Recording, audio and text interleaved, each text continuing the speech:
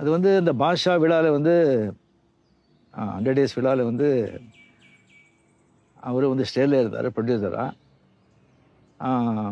அந்த வெறிகுண்டு கலாச்சாரத்தை பற்றி நான் பேசினேன்.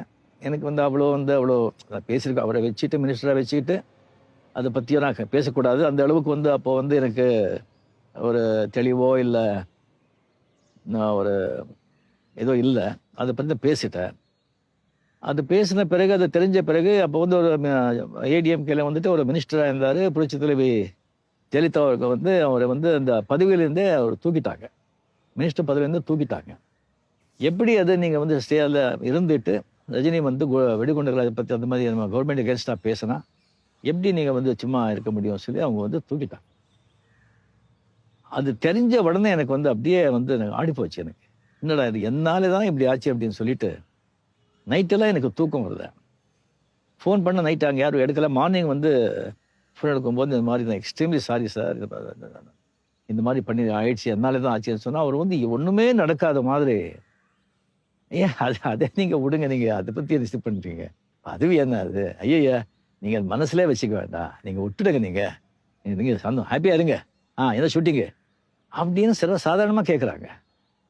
எனக்கு வந்து அந்த தெலுங்கு வந்து எப்போவுமே அது போகலை. ஏன்னா நான் தான் கடைசியாக பேசினது. நான் கடைசியில் பேசின பிறகு அது எப்படி மைக்கை பிடிச்சி வந்து அவர் பேச முடியும்? மதிப்புக்குரிய சிஎம் ஜெயலலிதா அவர்களுக்கு எதிராக நான் வந்து ஒரு குரல் கொடுக்கறதுக்கு வந்து சில காரணங்கள் இருந்தால் கூட இந்த காரணம் ரொம்ப முக்கியமானது.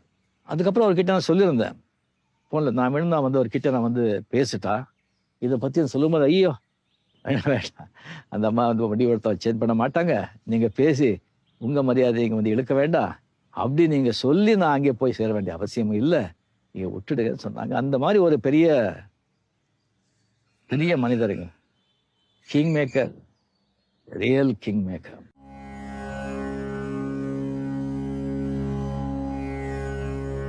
என்றும் எங்கள் இதயத்தில் அருளாளர், அன்பாளர், பண்பாளர் என போற்றப்பட்ட ஐயா ஆரம்பி அவர்கள் உறுதியான திராவிட இயக்க பற்றாளர்.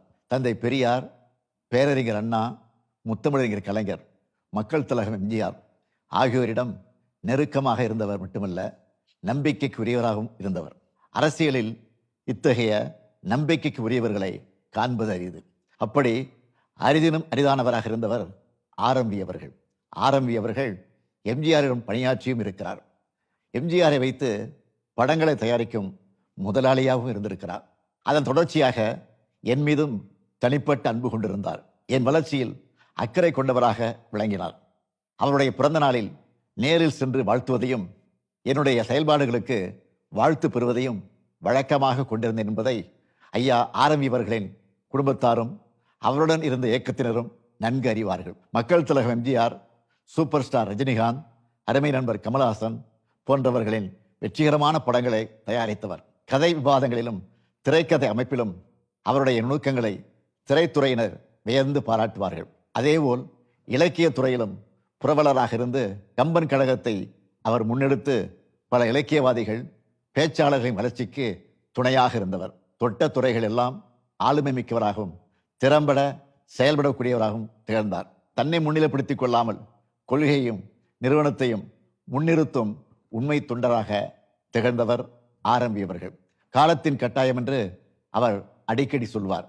அவருடைய வாழ்க்கையை எதிர்கால தலைமுறை நிச்சயம் அறிந்து கொள்வதற்காக உருவாக்கப்பட்டுள்ள இந்த காணொளியும் காலத்தின் கட்டாயம்.